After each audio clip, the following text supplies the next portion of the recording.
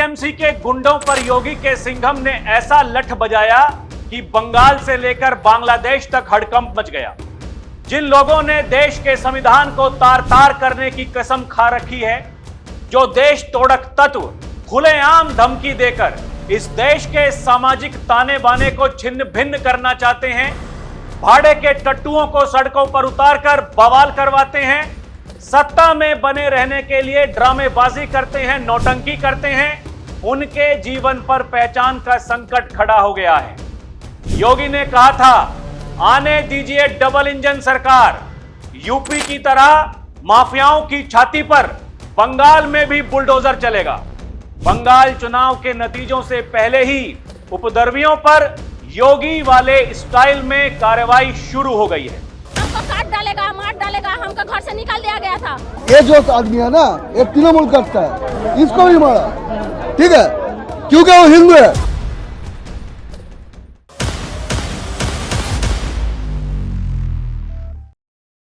दर्शकों नमस्कार, DNP India देख रहे हैं आप, साथ हूं मैं आपके राहुल चौधरी।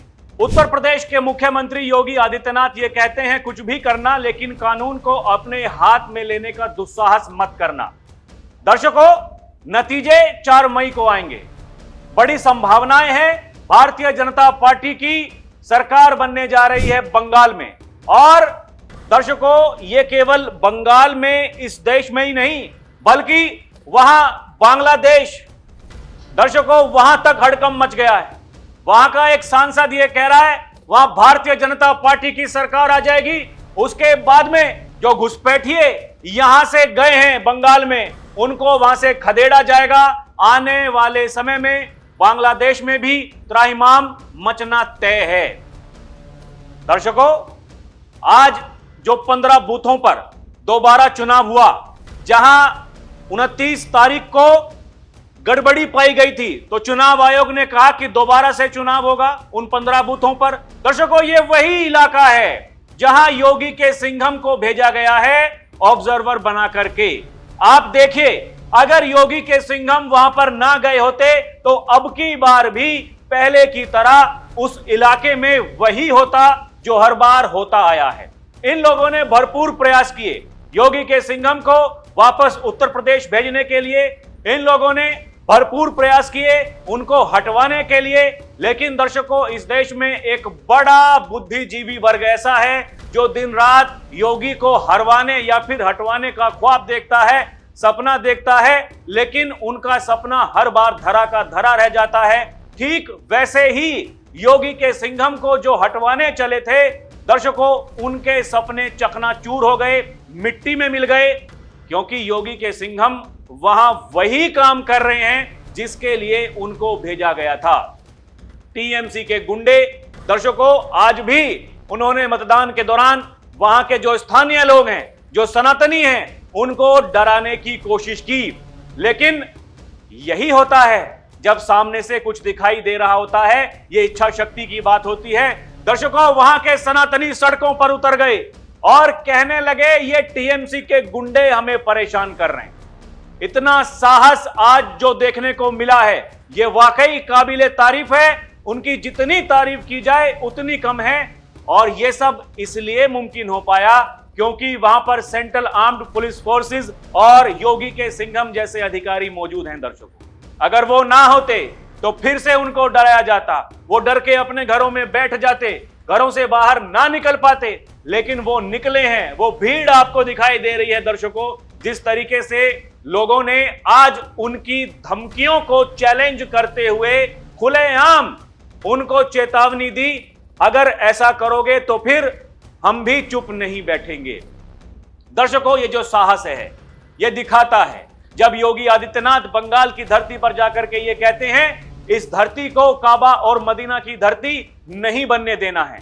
जब योगी आदित्यनाथ बंगाल में जाकर के ये कहते हैं आप चिंता मत करिए, कोई मौलाना क्या बकता है उनसे डरने की जरूरत नहीं, आप निश्चिंत रहिए, डबल इंजन की सरकार बनेगी और टीएमसी के गुंडे झाड़ू लगाते हुए आपके लिए पंचर लगाते हुए दिखाई देंगे। जब योगी आदित्यनाथ ये कहते हैं, ये बंगाल की वो पावन धरा है जिन्होंने स्वामी विवेकानंद जैसे महापुरुषों को जन्मा है, और वो विदेश में जाकर के जब ये कहते हैं गर्व से कहो हम हिंदू हैं। जब योगी आदित्यनाथ ये कहते हैं, ये बंगाल की वो पावन धरा है जिसने सुभाष चंद्र बोस, नेताजी जैसे महापुरुषों को जन्मा है, जिन्होंने कहा था तुम मुझे खून दो मैं तुम्हें आजादी दूंगा।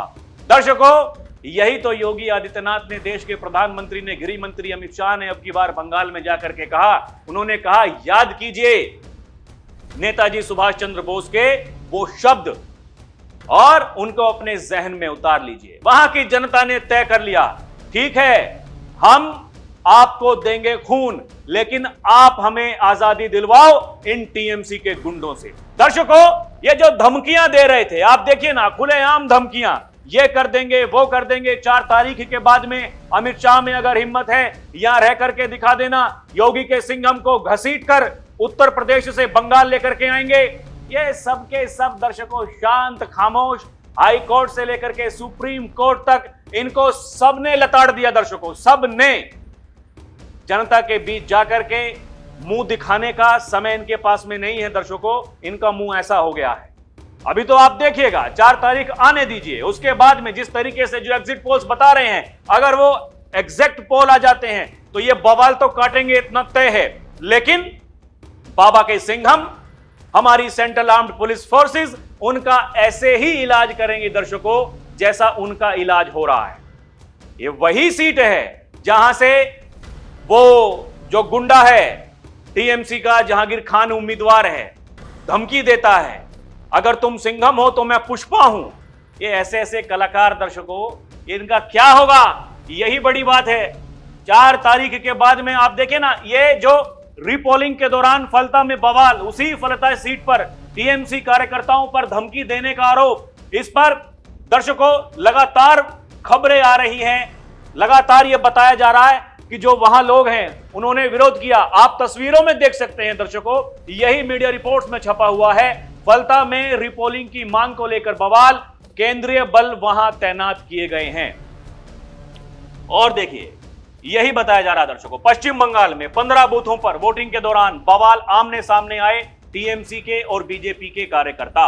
अब लोग शांत बैठने वाले नहीं हैं। पश्चिम बंगाल के दक्षिण 24 परगना जिले के फलता इलाके में स्थानीय लोगों और सुरक्षा बलों के बीच तीखी बहस हुई। ये लोग सुरक्षा बल हैं, उनके साथ भी बहस कर रहे हैं दर्शकों। ये भी तस्वीरें सामने आ रही हैं। वहां मीडिया वालों ने, जो सेंट्रल आर्म्ड पुलिस फोर्सेस के जवान हैं, उनसे बात करने की कोशिश की, लेकिन दर्शकों वो जवान हैं, वो ड्यूटी पर हैं, वो ऐसे इन जो बदतमीज हैं इनसे बात नहीं करेंगे। जो मीडिया वाले बात करने की कोशिश कर रहे थे दर्शकों, उन्होंने भी ये कहा कि हम आपसे बात नहीं कर सकते हैं, हम केवल इलाज करना जानते हैं। जो ये गुंडे हैं टीएमसी के, इनका इलाज हम कर रहे हैं, लगातार हम इनका इलाज करते रहेंगे। दर्शकों, पश्चिम बंगाल विधानसभा चुनाव 2026 के बीच दक्षिण 24 परगना जिले के फलता इलाके में तनाव की खबर सामने आई, जहां स्थानीय लोगों, सुरक्षा बलों के बीच तीखी बहस हो गई, जिसमें लोगों ने टीएमसी नेताओं पर धमकी देने के आरोप लगाए। घटना के दौरान लोगों, सुरक्षा बलों के बीच काफी देर तक बहस होती दिखाई दी। हालांकि स्थिति को काबू में रखने की कोशिश की गई, लेकिन इलाके में तनाव बढ़ गया। ये केवल तनाव चाहते हैं दर्शकों, केवल और केवल तनाव, यही है। जो स्थानीय निवासी हैं उनका प्रदर्शन, दर्शकों लोगों ने टीएमसी के नेताओं पर धमकी, आतंक, हिंसा की शिकायत करते हुए प्रदर्शन किया। आरोप है कि टीएमसी कैडर घरों में घुसकर मारपीट की धमकी दे रहे हैं, वोट ना देने की चेतावनी दे रहे हैं। आगजनी जैसी घटनाओं की आशंका है, जिस कारण से वहां पर जो सेंट्रल आर्म्ड पुलिस फोर्सेस के जवान हैं दर्शकों, वहां पर पहले ही थे और बाद में कुछ और जवानों को वहां पर तुरंत भेजा गया। स्थिति को नियंत्रित करने के लिए सीआरपीएफ, आरएएफ की भारी तैनाती की गई। इलाके में सुरक्षा बलों की गश्त बढ़ा दी गई है। बताया जा रहा है जो स्थानीय लोग हैं वो प्रदर्शन कर रहे हैं, लाठीचार्ज होने तक की नौबत आ गई दर्शकों। और आपको याद होगा 29 अप्रैल को मतदान के दिन जब ऐसी ही घटनाएं सामने आई थी, उस दिन लाठीचार्ज कर दिया गया था। कई वीडियोज ऐसे सामने आए जहां से अजय पाल शर्मा, जो योगी के सिंघम हैं, उनका काफिला गुजर रहा था। टीएमसी के गुंडे दर्शकों डर के मारे आसपास के जो तालाब थे जहां पानी भरा हुआ था वहां कूद गए। पता नहीं कब ठोकना शुरू कर दें। यही होता है डर। ऐसा डर अगर गुंडों में हो, मवालियों में हो दर्शकों, तो बढ़िया है। क्योंकि देखिए जिस तरह की जो स्थिति वहां पर है, उसको देख करके ये लगता है कि वहां चुनाव कराना, दर्शकों, अगर चुनाव आयोग को इतनी मशक्कत करनी पड़ रही है, इतनी मेहनत करनी पड़ रही है, इसका मतलब आसान नहीं था। इलाके में स्थानीय लोग, दर्शकों, लगातार, और ये सारे के सारे जो आरोप हैं ये केवल और केवल टीएमसी के कार्यकर्ताओं पर लग रहे हैं, केवल और केवल टीएमसी के कार्यकर्ताओं पर। अब वो कार्यकर्ता हैं कि गुंडे हैं, पता नहीं। अब आप समझ लीजिए, इनके बारे में अगर लगातार वो संबोधित करते हैं टीएमसी के गुंडे कहकर के इनको, देश के प्रधानमंत्री, देश के गृह मंत्री, उत्तर प्रदेश के मुख्यमंत्री, तो कुछ तो बात होगी। गुंडे इनको ऐसे ही नहीं कहा जाता दर्शकों।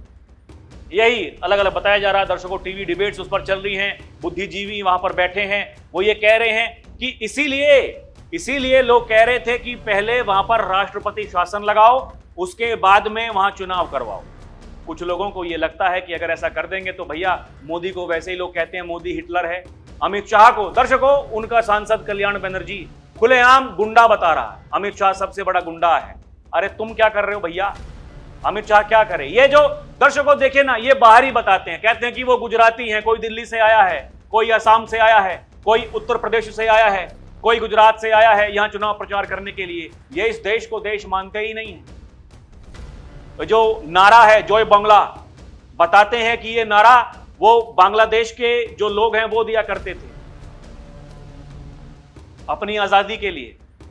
वही नारा ये जय बांग्ला जो कर रहे हैं दर्शकों, ये वही है। इनको जय श्री राम बोलने से दिक्कत है, इनको भारत माता की जय बोलने से दिक्कत है। जिस वंदे मातरम का उद्घोष बंगाल की धरती से हुआ, उनको वंदे मातरम बोलने से दिक्कत है। इनको बोलना है जय बांग्ला।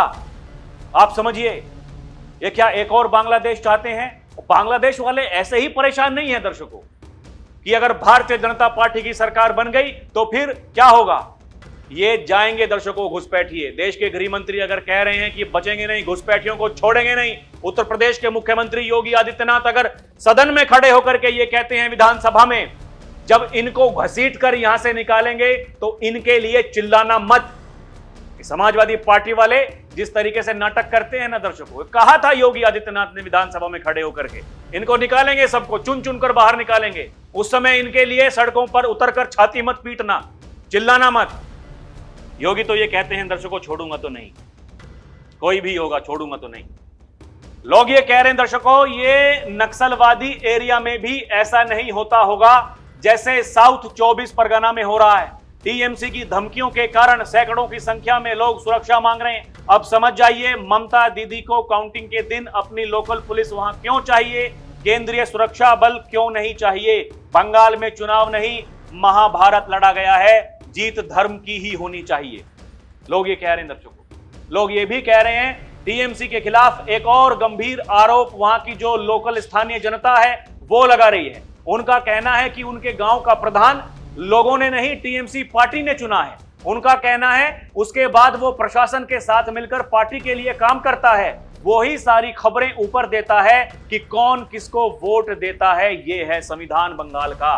ये जो संविधान हाथ में लिए फिरते हैं, उसकी हाथ में लेकर के उसको शपथ लेते हैं, ये क्या संविधान की रक्षा करेंगे दर्शकों? ये केवल छाती पीटने वाले लोग हैं। इनका इस देश की मिट्टी से, इनका बंगाल की धरती से कोई मतलब नहीं है दर्शकों। इनके बारे में तो क्या ही कहें, क्या कहें इनके बारे में दर्शकों। लेकिन अजय पाल शर्मा वही है, आईपीएस अजय पाल शर्मा। इसीलिए वहां तुरंत एकदम जैसे ही बवाल मचा, अजय पाल शर्मा की टीम पहुंच गई। ऑब्जर्वर वही हैं, उन्होंने कह दिया कोई भी गड़बड़ी करता हुआ पाया जाता है लठ बजाओ, किसी को मत छोड़ो। ये हमारा जो कार्य करने का तरीका है उसमें बवाल है ही नहीं, उसमें उपद्रव है ही नहीं, उसमें दंगे है ही नहीं। वही है दर्शकों। इसलिए लोग ये कह रहे हैं कि जिस तरीके से अजय पाल शर्मा वहां काम कर रहे हैं ये वाकई काबिले तारीफ है। ऐसे अधिकारियों की जरूरत है, दिन हो चाहे रात। वहीं डायमंड हार्बर के इलाके में दर्शकों उपद्रवियों की तलाश में रात को भी निकल पड़े अजय पाल शर्मा। आप समझिए, ऐसे अधिकारी को आपने ऑब्जर्वर के रूप में कभी काम करते हुए देखा है क्या? अजय पाल शर्मा कर रहे हैं क्योंकि एक इच्छा शक्ति है काम करने की। जो काम उनको दिया गया है, जो दायित्व उनका है, उनको वो काम करना है और करना ही होगा दर्शकों। आज ही सुप्रीम कोर्ट से टीएमसी को झटका लगा दर्शकों। ये देखिए ना, आज सुबह की खबर है, टीएमसी को झटका। बंगाल में काउंटिंग में केंद्रीय कर्मियों की तैनाती के मामले में सुप्रीम कोर्ट दखल नहीं देगा। बताया जा रहा है। केंद्र सरकार केंद्रीय कर्मचारियों को काउंटिंग सुपरवाइजर नियुक्त करने के चुनाव आयोग के फैसले के खिलाफ टीएमसी सुप्रीम कोर्ट पहुंची। शीर्ष अदालत में सुनवाई जब शुरू हुई तो दर्शकों सुप्रीम कोर्ट ने कह दिया हम हस्तक्षेप नहीं करेंगे। चुनाव आयोग एक संवैधानिक संस्था है, उसके पास में संवैधानिक शक्तियां हैं, उनका प्रयोग करके वो अगर निष्पक्ष चुनाव करने की उन्होंने ठानी है वो कराएंगे। उन्होंने चुनाव करा दिया। आज जहां पुनः मतदान चल रहा है दर्शकों, वहां भी चुनाव होगा, काउंटिंग भी होगी, सरकार भी बनेगी, शपथ ग्रहण भी होगा। लेकिन दर्शकों हड़कंप कहीं और मचा हुआ है। यही बताया गया दर्शकों। इस तरीके से जो टीएमसी ने कलकत्ता हाईकोर्ट में पहले याचिका दायर की, लेकिन हाईकोर्ट ने उसको खारिज कर दिया। टीएमसी ने फिर सुप्रीम कोर्ट में अपील की, 2 मई को अर्जेंट सुनवाई की मांग की और चुनाव आयोग कहा कि उनका यह फैसला गलत है। लेकिन सुप्रीम कोर्ट का फैसला दर्शकों, उन्होंने कहा कि चुनाव आयोग को काउंटिंग स्टाफ चुनने का पूरा अधिकार है, यह गलत नहीं कहा जा सकता। केंद्रीय कर्मचारियों पर पक्षपात का अनुमान गलत है। टीएमसी के एजेंट प्रतिनिधि काउंटिंग के दौरान मौजूद रहेंगे, इसलिए पारदर्शिता बनी रहेगी। कोर्ट ने कहा कोई और आदेश जरूरी नहीं, जो चुनाव आयोग का आदेश है वो ही रहेगा। दर्शकों जैसे कि मैंने आपको बताया कि बांग्लादेश में एक सांसद कलाकार वो डरा हुआ है, वो कह रहा है जी क्या होगा, देखिए ये तो हम तो बर्बाद हो जाएंगे पहले से ही। वो पाकिस्तान वाली स्थिति में है बांग्लादेश, कटोरा लेकर के भीख मांगने वाली, वो तो भीख मांगे हैं, वो सब कुछ करवाते हैं पाकिस्तान वाले दर्शकों। वो फैसले भी करवाते हैं ईरान का और अमेरिका का। क्या फैसला हुआ, किसी को दुनिया में उनसे कोई पूछने वाला हो कि बताओ भैया। ये दर्शकों इतने बड़े कलाकार हैं और ऐसे ही ये कलाकार ये बांग्लादेश वाले हैं। ठीक वही जो बंगाल में सत्ता चला रहे हैं वो भी यही सोचते हैं, हम भी उसी मानसिकता के साथ में काम कर लेंगे। लेकिन इन मूर्खों को ये नहीं पता योगी आदित्यनाथ ने वहां जाकर के क्या कहा। उन्होंने कहा ये जो कठमुल्लापन की तरफ आप इसको लेकर के जा रहे हो बंगाल की धरा को, ये हम नहीं होने देंगे। बंगाल की धरा पावन धरा है, हमें उसी अपनी संस्कृति को अपनाते हुए इस देश को आगे बढ़ाना है, बंगाल को आगे बढ़ाना है। बांग्लादेश की संसद में रंगपुर सीट से नेशनल सिटीजन पार्टी के सांसद अख्तर हुसैन ने कहा अगर पश्चिम बंगाल में एग्जिट पोल में बीजेपी की जीत दिखाई देती है और बीजेपी वहां सरकार बनाती है तो वे कंगाल हो जाएंगे। दर्शकों लोगों को बांग्लादेश में धकेल देंगे, जितने भी कंगाल हैं वो बांग्लादेश में आएंगे तो बांग्लादेश भी कंगाल बन जाएगा। दर्शकों उसने कहा इससे बांग्लादेश के लिए बड़ा मानवीय आर्थिक शरणार्थी संकट खड़ा हो जाएगा।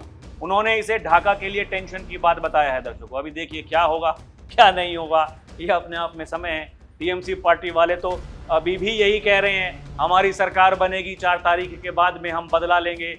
भारतीय जनता पार्टी वाले कह रहे हैं छोड़ दो, जो कुछ करना था कर चुके, अब नहीं कर पाओगे। दर्शकों ये ऐसे लोग हैं जो मीडिया वालों को उनको ये कहते हैं कि वो गोदी मीडिया हैं, वो केवल केंद्र सरकार की बात करते हैं।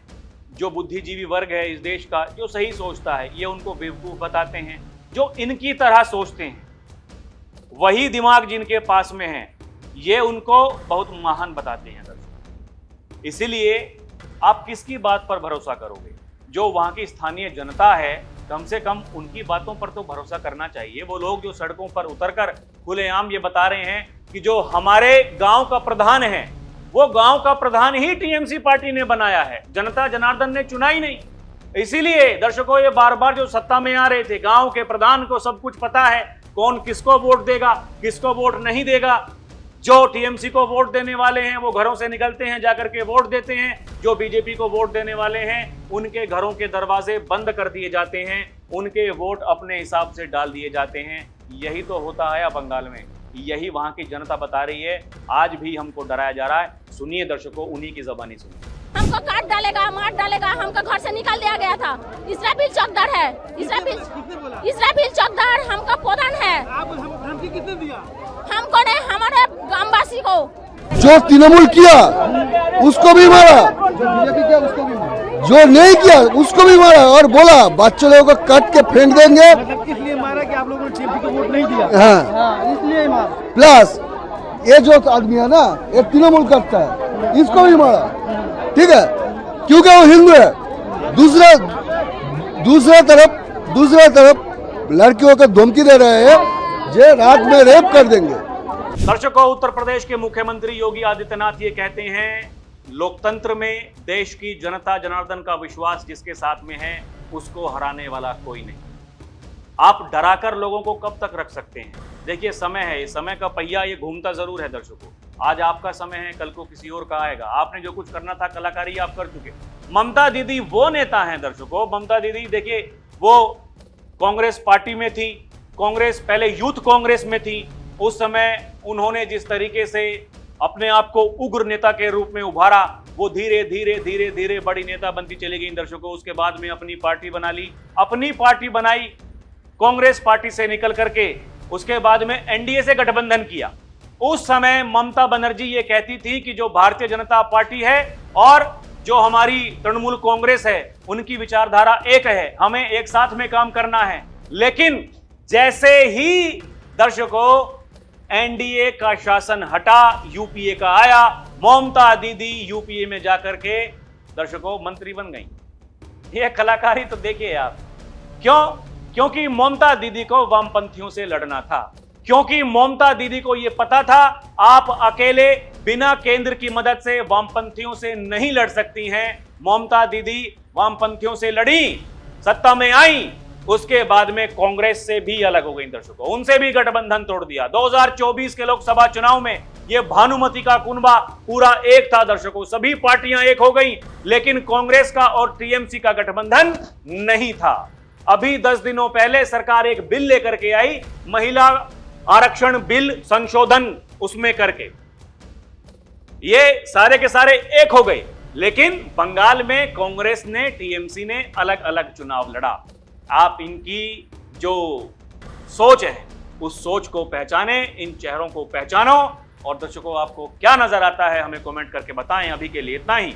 देखते रहें डीएनपी इंडिया, हर खबर भरोसे के साथ। नमस्कार, जय हिंद, जय भारत,